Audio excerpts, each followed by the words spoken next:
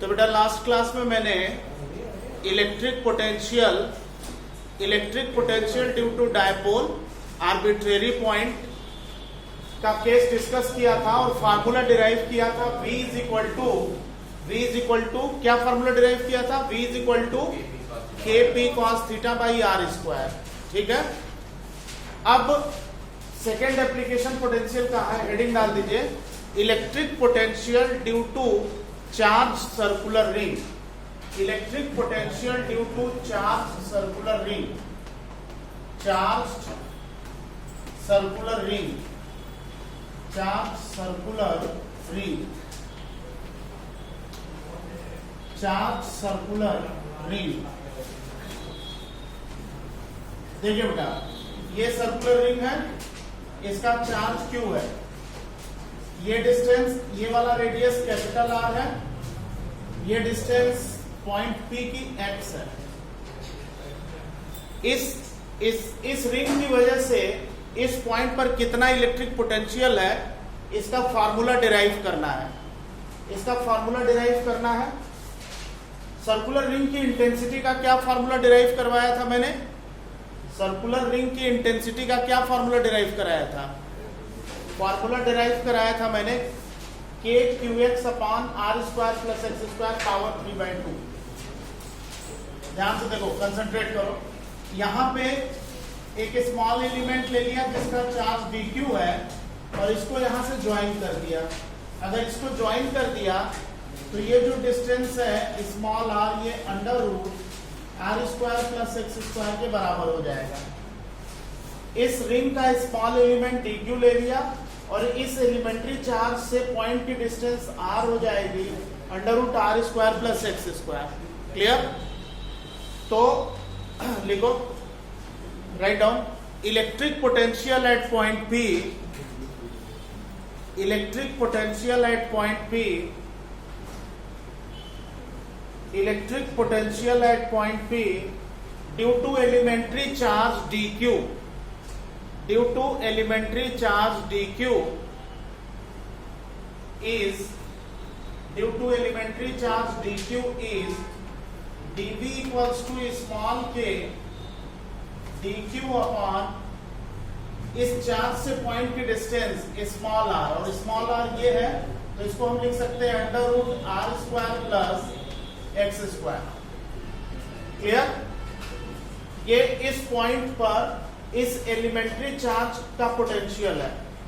तो अब अगर पूरे रिंग की वजह से पोटेंशियल निकालना होगा तो इसी के जस्ट नीचे लिखिए electric potential due to whole ring, electric potential at point P due to whole ring, electric potential at point P due to whole ring. क्या करना होगा बच्चों? इसको इंटीग्रेट करना होगा।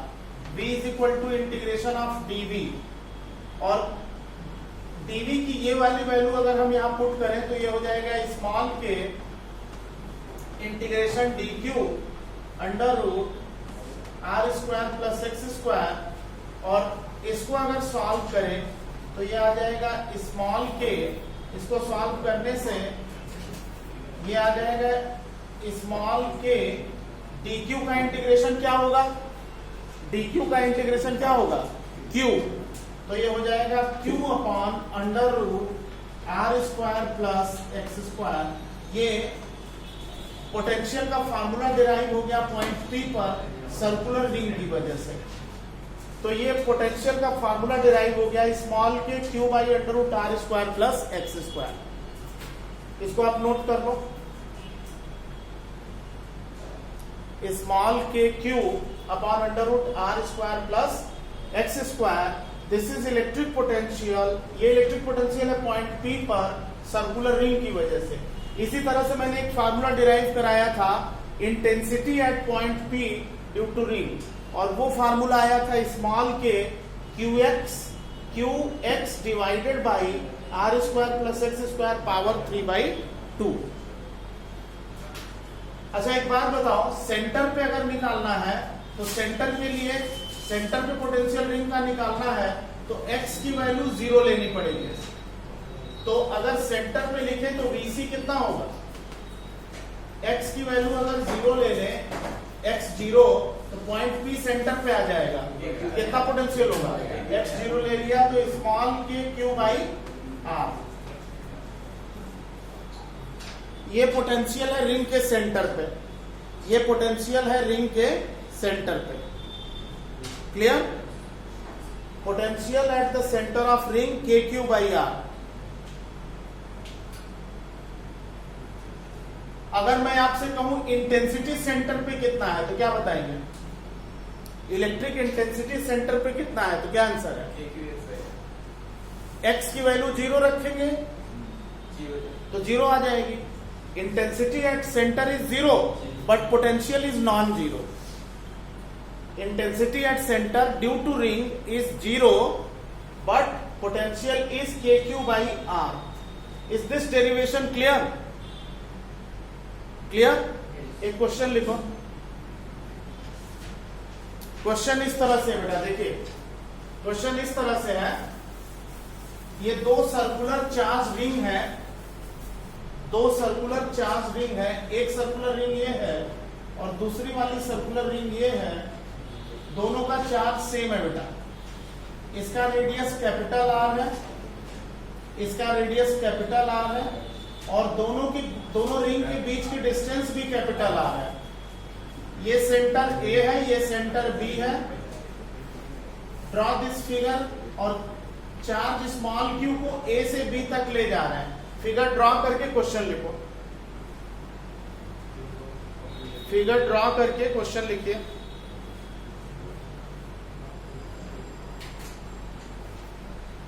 What is amount of work done? Question लिखो। What is amount of work done? What is amount of work done in? What is amount of work done in carrying charge from A to B? From A to B. What is amount of work done in carrying charge? Capital Q ले लेता हूं, capital Q from A to B. ये question है, इसको आप solve करके बताइए। Charge को कैपिटल क्यू चार्ज को ए से बी तक ले जाने में कितना वर्क करना पड़ेगा, ये क्वेश्चन है। मैंने वर्क डन का क्या फॉर्मूला बताया था? Q delta B. Last class में बताया था। वर्क डन का formula W is equal to Q delta V बताया था। What is potential at A? A पर कितना पोटेंशियल है? ए पर पोटेंशियल है, इस रिंग का लेंगे तो के क्यू बाई आर होगा और इस रिंग का पोटेंशियल यहां लेंगे तो small k Q by under root are square plus x square. X यहां पे आर है तो r square plus are square.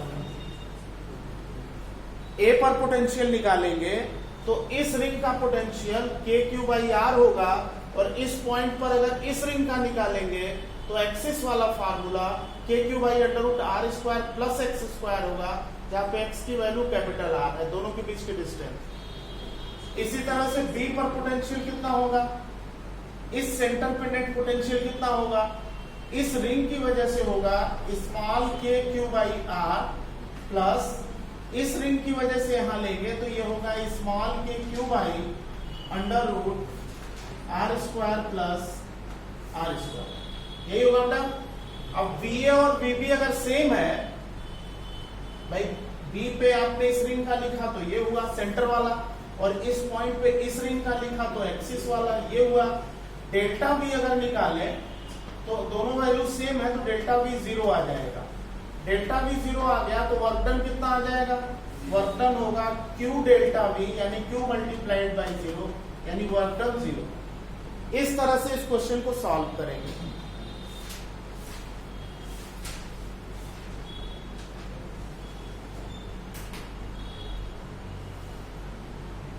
Clear बेटा? So work done in carrying charge capital Q from A to B is 0। लेकिन 0 केवल इस particular case में है। अगर मैं ऐसा कर दूं कि अगर मैं कोई भी चेंज कर दूं, मान लो इस पे चार्ज 2q है ना, 2q है तो अब डेल्टा V जीरो नहीं होगा और वर्क डन जीरो नहीं होगा। कोई भी चेंज कर दें इसमें, इसको क्यों रहने दें, इसको 2R ले लें, वर्क डन जीरो नहीं होगा। मतलब इसको 2 मान लो, इसको R ले लें, इसको 2R ले लें, A से B तक का वर्क डन जीरो नहीं होगा। तो कहने का मतलब है कि जो क्वेश्चन मैंने आपको दिया था उसमें वर्क डन जीरो है। सर्कुलर रिंग के डेरिवेशन और क्वेश्चन समझ में आ गया सर्कुलर रिंग का, क्लियर है। अब इसके बाद है electric potential due to hollow sphere. Heading डाल दो बच्चों, electric potential due to hollow sphere. Electric potential due to hollow sphere. Ring के बाद है hollow sphere, electric potential due to hollow sphere. देखिए बेटा, अगर electric potential due to hollow sphere की बात करें तो hollow sphere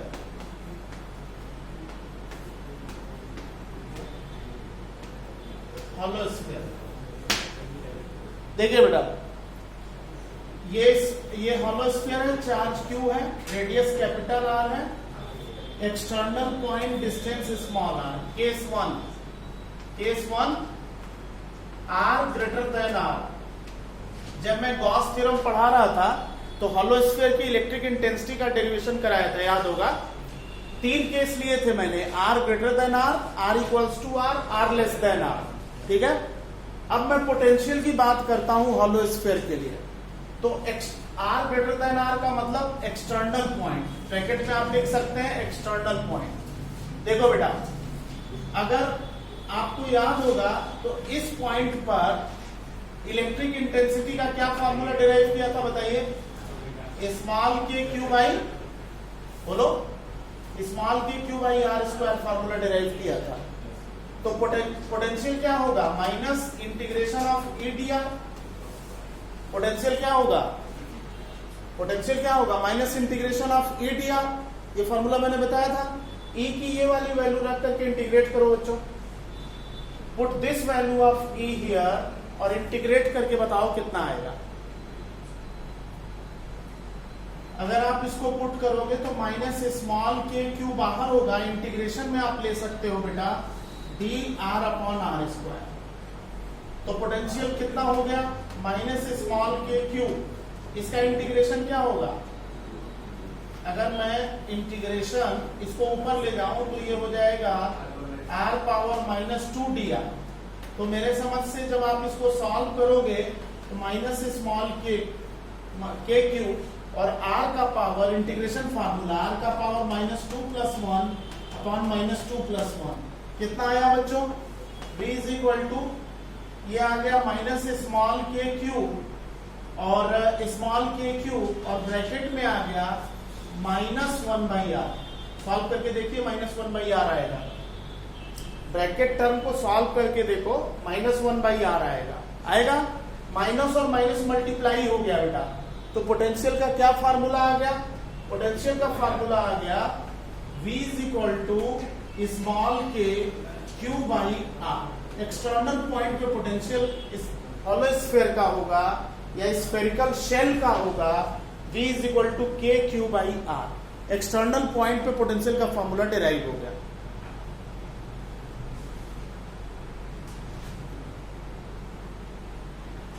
is this clear बेटा?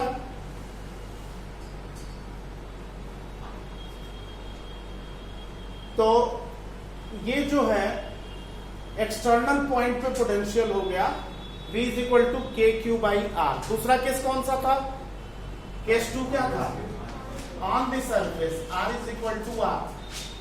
R is equal to R extern means जब ये पॉइंट सरफेस पे आ जाए बेटा, ये पॉइंट यहां आ जाए, जब ये पॉइंट यहां आएगा तो small r capital R same होगा। उस केस में इलेक्ट्रिक इंटेंसिटी कितनी होगी, उस केस में इलेक्ट्रिक इंटेंसिटी कितनी होगी, बोलिए। इलेक्ट्रिक इंटेंसिटी होगी small k Q by capital R square, होगी ना, हो जाएगी। तो फिर आप इसी तरह से सॉल्व करके V निकाल लोगे, माइनस इंटीग्रेशन E dr और सॉल्व करोगे तो फिर ये वही आ जाएगा small k Q by capital R, आ जाएगा ना। सेम मेथड से डेरिवेशन करने पे small k Q by R आ जाएगा। Is this clear? अब केस 3 है। केस 3 क्या बताया था मैंने? R less than R, internal point. R less than R, internal point. Internal point पे बेटा इंटेंसिटी हमने क्या निकाली थी? 0। इंटरनल पॉइंट पे गॉस लॉ अप्लाई करके इंटेंसिटी क्या निकाली थी? 0। क्लियर? इज दिस क्लियर और नॉट? इंटेंसिटी 0 निकाली थी गॉस लॉ से। स्फेरिकल शेल के अंदर इलेक्ट्रिक फील्ड 0 होती है अगर चार्ज सरफेस पे लाई कर रहा है। इलेक्ट्रिक फील्ड 0 होती है तो पोटेंशियल, आप जानते हो बच्चों कि इलेक्ट्रिक फील्ड जो कि पोटेंशियल ग्रेडियंट होता है dV बाई dr, ठीक है ना। इस फार्मूले के अकॉर्डिंग इंटेंसिटी 0 होने का मतलब है, इंटेंसिटी 0 होने का मतलब है पोटेंशियल कांस्टेंट होगा या नहीं भाई? अगर ये डिफरेंशिएशन का फार्मूला है dV बाई dr, तो जब पोटेंशियल कांस्टेंट रहेगा तभी तो कांस्टेंट टर्म का डिफरेंशिएशन 0 आएगा। भाई पोटेंशियल कांस्टेंट है तो इसका डिफरेंशिएशन यानी इंटेंसिटी 0 है। ठीक, इसका मतलब ये हुआ कि हॉलो स्फेरिकल शेल के अंदर पोटेंशियल 0 नहीं होगा। इंटेंसिटी 0 होगी लेकिन पोटेंशियल 0 नहीं होगा। पोटेंशियल हर पॉइंट पे सेम होगा। हर पॉइंट पे पोटेंशियल क्या होगा बच्चों? सेम होगा। और हर पॉइंट पे पोटेंशियल वही होगा जो इसके सरफेस पे होगा। तो एक लाइन यहीं पे लिख लीजिए, एक लाइन यहीं पे लिख लीजिए। Electric potential eight internal point, electric potential eight internal point, electric potential eight internal point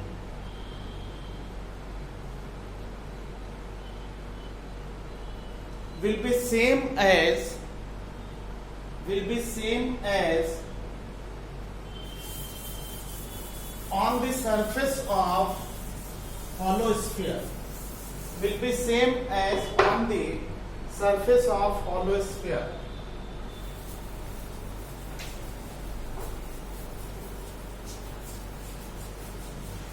Will be same as on the surface of hollow sphere. कहने का मतलब ये है बच्चों कि अगर ये हॉलो स्फीयर है, चार्ज क्यू है, रेडियस आर है और पॉइंट अंदर है आर डिस्टेंस पे, तो पोटेंशियल एट पी क्या होगा? पोटेंशियल एट पी वही होगा जो सरफेस पे होगा। सरफेस पे क्या पोटेंशियल है? Small k Q by are. यही पोटेंशियल पॉइंट पी पे भी होगा। किसी भी हॉलो स्फीयर के अंदर किसी पॉइंट पर पोटेंशियल, किसी भी पॉइंट पे पोटेंशियल वही होगा जो उसके सरफेस पे होगा। Small k Q by are. बात समझ में आई? कहने का मतलब अगर ग्राफिकली हम इसको प्लॉट करें बच्चों, तो ग्राफिकल रिप्रेजेंटेशन जो पोटेंशियल का होगा सरफेस तक r is equal to R तक पोटेंशियल का ग्राफ कांस्टेंट होगा। r is equal to R यानी कि सरफेस तक, यहां से लेके सेंटर से लेके सरफेस तक कांस्टेंट ग्राफ होगा पोटेंशियल का। और अगर आगे बढ़े तो रेक्टेंगुलर हाइपरबोला होगा, यानी बाहर अगर देखेंगे तो ये रेक्टेंगुलर हाइपरबोला बन जाएगा। इस तरह से हॉलो स्फीयर के पोटेंशियल का ग्राफ प्लॉट होगा। भाई बाहर देख रहे हो तो potential inversely proportional to small R है, जो कि रेक्टेंगुलर हाइपरबोला का इक्वेशन है। तो बाहर तो एक रेक्टेंगुलर हाइपरबोला है लेकिन अंदर कांस्टेंट पोटेंशियल है। हर पॉइंट पे पोटेंशियल सेम है और उतना ही है जितना सरफेस पे है। तो अगर आपसे कहें कि पोटेंशियल का ग्राफ प्लॉट कीजिए हॉलो स्फीयर के लिए, तो आप इस तरह से प्लॉट करोगे बच्चों। और इंटेंसिटी का ग्राफ कहे तो कैसे प्लॉट करेंगे? अगर इंटेंसिटी का ग्राफ हॉलो स्फीयर के लिए कहे तो कैसे प्लॉट करेंगे, वो मैं आपको गॉस थ्योरम में बता चुका हूं। इंटेंसिटी का ग्राफ मैंने बताया था कि अप टू सरफेस कोई भी फील्ड प्रेजेंट नहीं होगी और बाहर रेक्टेंगुलर हाइपरबोला होगा। ये इंटेंसिटी का ग्राफ है हॉलो स्फीयर का ये पोटेंशियल का ग्राफ है हॉलो स्फीयर का। Is this clear? दोनों में अंतर क्या है? दोनों में अंतर ये है कि अंदर इंटेंसिटी जीरो है लेकिन अंदर पोटेंशियल जीरो नहीं है, कांस्टेंट। ठीक है, समझ में आ गया? देखो गॉस थ्योरम में डेरिवेशन करके मैंने आपको बताया था इंटेंसिटी अंदर जीरो होती है। ठीक है, थर्ड केस में तो सेंटर से लेके सरफेस तक कोई इंटेंसिटी का ग्राफ है ही नहीं, लेकिन अभी हमने प्रूफ किया कि अंदर किसी पॉइंट पर पोटेंशियल वही होगा जो सरफेस पे होगा। सरफेस पे पोटेंशियल यानी यहाँ पे पोटेंशियल के क्यू बाई आर, यहाँ पे के क्यू बाई आर, यहाँ पे के क्यू बाई आर, यहाँ पे के क्यू बाई आर, यहाँ पे के क्यू बाई आर, यहाँ पे के क्यू बाई आर है, तो कांस्टेंट ग्राफ है हर पॉइंट पे। ठीक, क्लियर? तो इस तरह से जो है ये इसके ग्राफ पोटेंशियल के बनते हैं हॉलो स्फीयर के लिए। इज दिस क्लियर बच्चों? Is this clear? एक क्वेश्चन देखिए, क्वेश्चन इस तरह से है,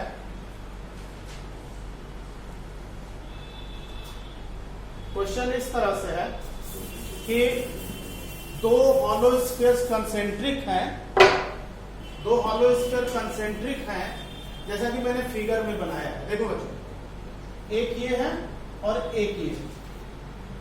बाहर वाले स्फीयर को मैंने अर्थिंग प्रोवाइड कर दी है और इसका रेडियस r1 है, इसका रेडियस r2 है। अगर अंदर वाले पे चार्ज q है तो what is charge on the outer surface?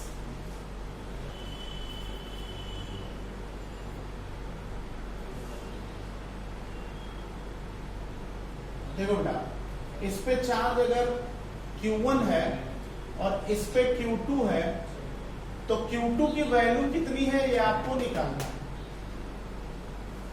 Outer surface अर्थ है, इस पे चार्ज Q1 है, इस पे चार्ज Q2 है, तो Q2 की वैल्यू कितनी होगी ये आपको निकालना है। ये क्वेश्चन है। देखो बेटा, देखो बच्चों, आउटर सरफेस अर्थ है, अर्थ का पोटेंशियल जीरो होता है। अगर हम कोई पॉइंट P मान लें, अगर यहाँ पे कोई पॉइंट P माने तो इसका मतलब Vp जीरो है।